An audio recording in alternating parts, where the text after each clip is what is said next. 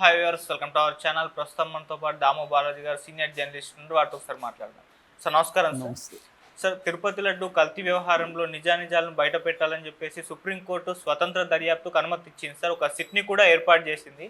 మరి స్వతంత్ర దర్యాప్తు ఏ విధంగా ఉండబోతుంది, ఆ సిట్లో ఎవరెవరు ఉన్నారు, మరి దీన్ని చంద్రబాబు నాయుడు గారికి షాకింగ్ న్యూస్ అని చెప్పుకోవచ్చా సార్? ఖచ్చితంగా షాకింగ్ న్యూసే. ఎందుకంటే చంద్రబాబు పెట్టిన సిట్ని సుప్రీంకోర్టు ఆమోదించలేదు. అసలు దీని పూర్వాపరాలు ముందుగా చెప్పుకొని తర్వాత సుప్రీంకోర్టు ఈరోజు ఏం తీర్పు చెప్పిందో చెప్పుకుందాం.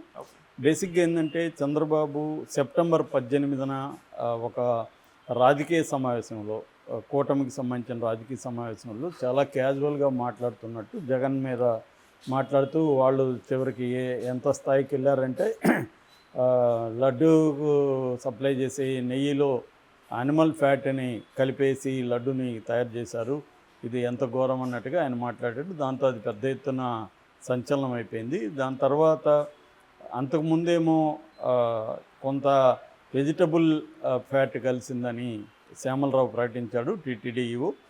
చంద్రబాబు చెప్పినాక మళ్ళీ యానిమల్ ఫ్యాట్ అన్నాడు. దాని తర్వాత చంద్రబాబుకి కూడా విపరీతంగా వేడి తగిలింది. అట్లాంటి నెయ్యి కలిపిన లడ్డుని, యానిమల్ ఫ్యాట్ కలిపిన నెయ్యిలో తయారు చేసిన లడ్డుని మనం అందరం తిన్నామా అని భక్తులు హర్ట్ అయ్యారు. దాంతో ఇబ్బంది అయిపోతుందని చెప్పి ఈవో మళ్ళీ ఆ నెయ్యిని మేము వాడలేదు, అది రిజెక్ట్ చేసేసాము అని ఆయన అనౌన్స్ చేయాల్సి వచ్చింది. మరి వాడకపోతే వాడినట్టుగా చంద్రబాబు ఎందుకు చెప్పాడని కాంట్రాడిక్టరీ ఇదైతే వచ్చింది బయటికి. దీని తర్వాత ఇమ్మీడియట్గా వైవి సుబ్బారెడ్డి గతంలో టీటీడీకి 2 దఫాలు చైర్మన్గా ఉన్నాడు. ఆయన సుప్రీంకోర్టులో పిటిషన్ వేశాడు. దీని మీద సిబిఐ కానీ లేకపోతే సుప్రీంకోర్టు జడ్జి ద్వారా ఎంక్వైరీ చేయించండి అని ఆయన వెళ్ళిపోయాడు. దాంతో సుబ్రహ్మణ్య స్వామి ఆయన ముందు నుంచి కూడా తిరుమలకు సంబంధించి చంద్రబాబుకి వ్యతిరేకంగా మాట్లాడుతున్నాడు. ఆయన పిటిషన్ వేశాడు. అట్లాగే ఒక హిస్టోరియన్ విక్రమ్ సంపత్ అనే ఒక చరిత్రకారుడు, ఆయన హిందువుల మనోభావాలు దెబ్బతిన్నాయి దీనివల్ల, దీన్ని మీరు నిగ్గుదేల్చాలని ఆయన వెళ్ళారు. అట్లాగే ఒక సామాజిక కార్యకర్త సురేష్ షవాంకే ఆయన కూడా కోర్టుకు వెళ్ళారు. ఈ 4 పిటిషన్ల మీద విచారణ గతంలో జరిగింది. యాక్చువల్గా నిన్న తీర్పు వచ్చి ఉండాలి. నిన్న తుషార్ మెహతా అంటే సెంట్రల్ గవర్నమెంట్ తరఫున సాలిసిటర్ జనరల్ ఆయన సుప్రీంకోర్టుని 1 డే పొడిగించమని అడిగితే ఈ రోజుకి పొడిగించారు. సో ఇప్పుడు గతంలో ఏం జరిగిందంటే సుప్రీంకోర్టు కొన్ని కీలకమైన ప్రశ్నల్ని అడిగింది. ఒకటి, అసలు కలిసిందా లేదా నిర్ధారణ అయిందా, నెయ్యిలో కలిసిందా లేదా, నెయ్యిలో కలిసిందని, ఈ యానిమల్ ఫ్యాట్ కలిసిందని ఎన్డీడీబీకి సంబంధించి నేషనల్ డైరీ డెవలప్మెంట్ బోర్డుకి సంబంధించిన కాఫ్ అనే ఇన్స్టిట్యూట్ రిపోర్ట్ ఇచ్చింది. ఆ రిపోర్ట్లో ఏముందంటే డిస్క్లైమర్ కూడా ఉంది. కలిసిందని చెప్తున్నారు వాళ్ళు, చెబుతూ మళ్ళీ ఒక డిస్క్లైమర్ ఇచ్చారు. ఆ డిస్క్లైమర్లో ఏముందంటే ఇది ఫీడ్ వల్ల కలవచ్చు యానిమల్కి, తర్వాత యానిమల్ లో ఎనర్జీ ఉన్న యానిమల్ నుంచి తీసిన పాలలో నుంచి తయారు చేసిన నెయ్యిలో కలిసే అవకాశం ఉంది.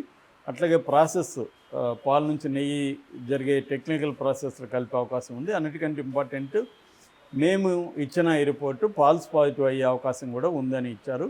ఇలాంటి ఇచ్చినప్పుడు దీన్ని మైసూర్లో ఉన్నదో లేకపోతే ఇంకొక దగ్గరకు లూధియానాలో ఉన్నది, ఇలాంటి కొన్ని ల్యాబ్లు ఉన్నాయి కదా గవర్నమెంట్, వాటికి ఎందుకు ఇవ్వలేదు, సెకండ్ ఒపీనియన్ ఎందుకు తీసుకోలేదు అనేది ఒకటి.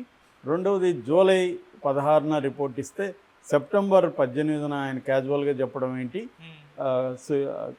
టీటీడీ ఏం చర్యలు ఎందుకు తీసుకోలేదు, 2 నెలలు కంప్లైంట్ ఎందుకు ఇవ్వలేదు, దాని మీద కేసు ఎందుకు పెట్టలేదు, 2 నెలలు ఎందుకు తీసుకోలేదు అనేది. అట్లాగే ఒక నిర్ధారణ కాకముందే దాన్ని పొలిటికల్గా ఇలా వాడుకోవడం, కోట్లాది మంది భక్తుల మనోభావాలతో ఆడుకోవడం కరెక్ట్ కాదు. దీన్ని దేవుణ్ణి రాజకీయాలకు దూరంగా ఉంచాలని మేము అనుకుంటున్నాం. దేవుణ్ణి కూడా ఉంచకుండా మీరు వాడేస్తున్నారు అనేది ఆయన చెప్పారు. ఒక కాన్స్టిట్యూషన్ హెడ్గా ఉన్న ముఖ్యమంత్రి ఇలా అనడం కరెక్ట్ కాదనేది కూడా అప్పుడు చెప్పింది.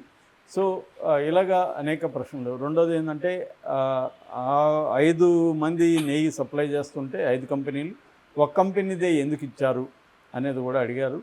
సో ఇది ఇట్లాంటి అనేక ప్రశ్నలు అడిగి దాని తర్వాత తుషార్ మెహతా అని ఏం చెప్పారంటే, తుషార్ మెహతా అని ఏమడిగిందంటే సుప్రీంకోర్టు, చంద్రబాబు వేసిన సిట్టు సరిపోతుందని మీరు అనుకుంటున్నారా, లేకపోతే సెంట్రల్ వైపు నుంచి ఏమైనా ఆలోచిస్తున్నారా, మీ ఉద్దేశం ఏమిటని అడిగారు.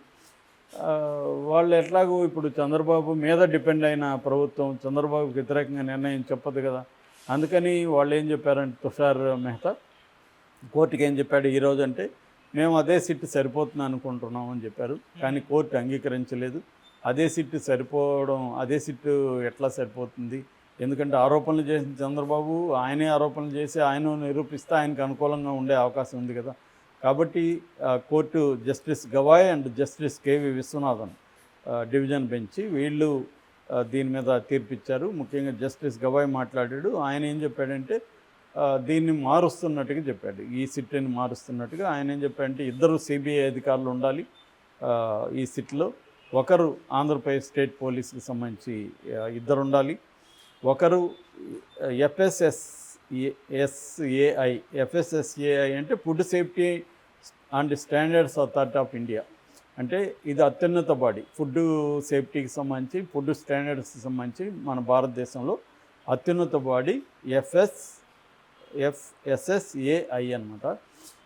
దీంట్లో నుంచి ఒకరు అంటే ఆ చైర్మన్ ఎవరైతే ఉన్నారో చైర్పర్సన్ అపూర్వ చంద్ర దానికి చైర్పర్సన్, ఆయన చెప్పిన వాళ్ళల్లో ఎవరో ఒక ఎక్స్పర్ట్ ఉండాలి. అంటే ఇటువంటి టెస్టులు చేయడంలో ఎక్స్పర్ట్గా ఉన్న అతన్ని అతన్ని పెట్టాలి. మొత్తం 5 మంది ఉండాలి. అవసరమైతే మేము సెంట్రల్ గవర్నమెంట్ నుంచి కూడా ఒక పర్సన్ని ఇంకెవరినైనా యాడ్ చేస్తామనేది కూడా సుప్రీంకోర్టు భవిష్యత్తులో యాడ్ చేయొచ్చు అనేది కూడా చెప్పింది. సో ఈ 5 మందితో కూడిన టీము పనిచేయాలి. ఈ 5 మందిని Praveen Sood CBI director Praveen Sood guide చేయాలి. ఆయన ఆధ్వర్యంలో ఈ టీం పనిచేయాలి.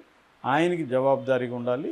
వాళ్ళు మాకు కోర్టు దీని ఫైండింగ్స్ కోర్టుకి సబ్మిట్ చేయాలి అనేది ఇప్పుడు సుప్రీంకోర్టు చెప్పింది. అంటే దీంట్లో మన కపిల్ సిబాల్ ఆయన వైవి సుబ్బారెడ్డి వైపు నుంచి మాట్లాడాడు. తర్వాత ఏమో సుబ్రహ్మణ్య స్వామి నుంచి రాజశేఖర్ రావు అని ఒక సీనియర్ అడ్వకేట్ ఆయన అటెండ్ అయ్యాడు. ఇటువైపు నుంచి సిద్ధార్థ లోత్రా అండ్ ముకుల్ రోహిత్గి. ఈరోజైతే ముకుల్ రోహిత్గి ఎక్కువగా మాట్లాడినట్టు కనబడుతుంది.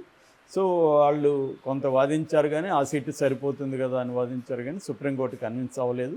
ఎందుకు తప్పేముంది, వీళ్ళు ఎక్స్పర్ట్లు అయితే ఉండాలి కదా దీంట్లో, అట్లాగే ఇది సెంట్రల్ ఇది కూడా అని చెప్పింది. అట్లాగే గవాయి కొన్ని కామెంట్స్ కూడా చేశాడు. ఇది కోట్లాది మంది భక్తుల ఫెయిత్కి సంబంధించి, విశ్వాసానికి సంబంధించిన అంశం, దీన్ని మనం రాజకీయాలు చేయడం కరెక్ట్ కాదని మళ్ళీ వ్యాఖ్యానించింది. అలాగే కోర్టుని పొలిటికల్ బ్యాక్గ్రౌండ్గా మా కోర్టుని మార్చడం మాకు ఇష్టం లేదు, అందుకని అలిగేషన్స్ కౌంటర్ అలిగేషన్ జోలికి మేము వెళ్ళట్లేదు అనేది కూడా చెప్పింది. అంటే ఇది క్లియర్గా పొలిటికల్ యాంగిల్ని తీసుకోకుండా సుప్రీంకోర్టు కేవలం ఈ రిపోర్ట్ ఏదైతే వచ్చిందో దాని మీద విచారణ జరపాలి. అంటే ఏఆర్ ఫుడ్స్ నిజానికి జగన్ పీరియడ్లో కలిసిందా లేదా అనేది కూడా ఇప్పుడు మరి ఈ పరిధిలోకి వస్తుందా లేదా అనేది ఇంకా తెలీదు. ఓన్లీ ఏఆర్ ఫుడ్కి సంబంధించి ఈ కమిటీ చూస్తున్నట్టుగానే ఇప్పుడు ఉంది. అలా చూసినప్పుడు ఇది నిజానికి జగన్ ప్రభుత్వానికి సంబంధమే లేదు. ఎందుకంటే ఏఆర్ ఫుడ్స్ అనేది ఎంటర్ అయిందే మేలో ఎంటర్ అయింది, సప్లై చేసింది జూన్ అండ్ జూలైలో. సో జూన్ అండ్ జూలైలో గవర్నమెంట్ ఎవరిది ఉంది, తెలుగుదేశం కూటమి ప్రభుత్వమే ఉంది. కాబట్టి జగన్ ప్రభుత్వం లేదు. ఆ రకంగా కూడా అందుకనే నిన్న తెలివిగా పవన్ కళ్యాణ్ కూడా మేము జగన్ని నిందించట్లేదు, జగన్ కలిపాడని మేము అనట్లేదు అన్నాడు. అనడానికి ఏం లేదు అక్కడ. ఎందుకంటే జగన్ ప్రభుత్వం ఉన్నప్పుడు సప్లై చేసిన కంపెనీలో ఇది వచ్చునుంటే అప్పుడు జగన్ పెట్టిన టీటీడీ బోర్డు బాధ్యత వహించాలి. కానీ చంద్రబాబు దాన్ని ట్విస్ట్ చేసి తనకు అనుకూలంగా వాడుకోవడానికి ట్రై చేశాడు. కానీ కోర్టు అయితే ఇప్పుడు ఇది చేసింది. నిన్న ఇది తుషార్ మెహతా చాలు కదా సిట్టు, చంద్రబాబు సిట్ సరిపోతుంది అన్నప్పుడు కూడా కపిల్ సిబాల్ కోర్టుకు ఒక పాయింట్ లేవదీశాడు. నిన్న కూడా ఒక ఆయన తిరుపతిలో రాజకీయంగా దీన్ని మాట్లాడాడని కూడా ఆయన పవన్ కళ్యాణ్ది కూడా కోర్టు దృష్టికి తీసుకెళ్ళాడు. అందుకని కోర్టు ఏం చెప్పిందంటే కౌంటర్ అలిగేషన్స్ జోలికి మేము వెళ్ళదలుచుకోలేదు. ఇది టెక్నికల్గా నెయ్యిలో అనిమల్ ఫ్యాట్ కలిసిందా, కలిస్తే కారణాలు ఏంటి, కలవడం కూడా ఘోరం అయిపోదు, కలిస్తే కూడా ఒక్కోసారి కారణాలు ఇందాక చెప్పిన కాఫ్ చెప్పినట్టుగా ఫీడ్ వల్ల కావచ్చు, లేకపోతే యానిమల్ లో ఎనర్జీ యానిమల్ వల్ల కావచ్చు, లేకపోతే టెక్నికల్ ప్రాసెస్లో కావచ్చు, వీటి వల్ల కూడా కలిసి ఉండొచ్చు, లేదా అది ఇచ్చింది ఫాల్స్ పాజిటివ్ అయి ఉండొచ్చు. సో ఇప్పుడు ఈ కమిటీ పరిశీలించడం ఒకటి, ఈ కమిటీ రికమెండ్ చేయొచ్చు పలాని ఆ మిల్క్ని ఇక్కడికి తీసుకెళ్ళాలని. ఇప్పుడు ఎందుకంటే ఆ మిల్క్ మరి ప్రిజర్వ్ చేస్తున్నారా, ఆ మిల్క్ ఇప్పటికి కూడా వాళ్ళ దగ్గర ఉందా, మరి ఇన్ని రోజుల తర్వాత మళ్ళీ టెస్ట్ చేయొచ్చా, ఇవన్నీ రకరకాల ప్రశ్నలు దీంట్లో ఉన్నాయి. ఏఆర్ ఇదొకటే చేస్తారా, మిగతా 5 సంస్థలకు కూడా చేస్తారా, అసలు దీనికి ఈ సిట్టికి విధి విధానాలు ఏంటి, ఇవన్నీ కూడా మనకి తెలియాల్సి ఉంది. ఎందుకంటే ఇది పరిస్థితి. అయితే ఇప్పుడు దీనివల్ల చంద్రబాబు షాక్ అంటే పొలిటికల్గా కొంత ఇబ్బంది. ఆయనకేం పెద్ద ఇట్లాంటివి ఆయన వందల వ్యవహారాలు చూస్తుంటాడు కాబట్టి ఆయనకి తాత్కాలికంగా ఆయన ప్రయోజనం నెరవేరింది, డైవర్ట్ చేయగలిగాడు, అయిపోయింది. ఇంకా నమ్మేవాడు నమ్ముతుంటాడు, జగనే గెలిపాడని నమ్మేవాళ్ళు నమ్ముతారు, లేదనే అవుతారు. కాబట్టి జగన్కి ఇక్కడ పెద్దగా నష్టం ఏం జరగలేదు, చంద్రబాబుకి లాభం జరిగింది ఖచ్చితంగా. దాని తర్వాత ఈ కమిటీలో తేలినా తేలకపోయినా చంద్రబాబు కలిపినారనుకో పలానా కంపెనీకి నా ఇబ్బంది తప్ప, అది కూడా వాళ్ళే వాలంటరీగా కలిపి ఉంటే ఇబ్బంది. ఇక్కడ చంద్రబాబు పొలిటికల్ విమర్శ అనేది బూమరాంగ్ అయింది. ఎందుకంటే ఇది జగన్ ఏదో ప్లాన్ చేసి హిందువుల మనోభావాలు దెబ్బతీయాలని కలిపినాడు అనేది రాంగ్ అని ఆల్రెడీ ప్రూవ్ అయిపోయింది. ఇంకా కమిటీలో కూడా తెలియబోయేది ఏముంది, పలానా కంపెనీ కలిపిందా లేదా అని తెలుస్తుంది, కావాలని కలిపిందా లేకపోతే ఈ ప్రాసెస్లో జరిగిందా అనేది తేలుతుంది. ఏదైనా వాళ్ళ నెగ్లిజెన్స్ కాబట్టి ఇబ్బంది ఉందని అనుకోవచ్చు. సో దీని తర్వాత ఏం చేయాలి, తిరుమలలో ఇలాంటి ఒక సెటప్ చేయాలి. ఏది ఎటువంటి డౌట్ వచ్చినప్పుడు దాన్ని చేయాలి. అంటే ఇటువంటి ఫర్దర్గా భవిష్యత్తులో డౌట్ లేకుండా చేయాలి. భక్తులైతే చంద్రబాబు చెప్పిన వెర్షన్ని ఎవరూ నమ్మలేదు, తిరుమలకి వెళ్ళే భక్తులు.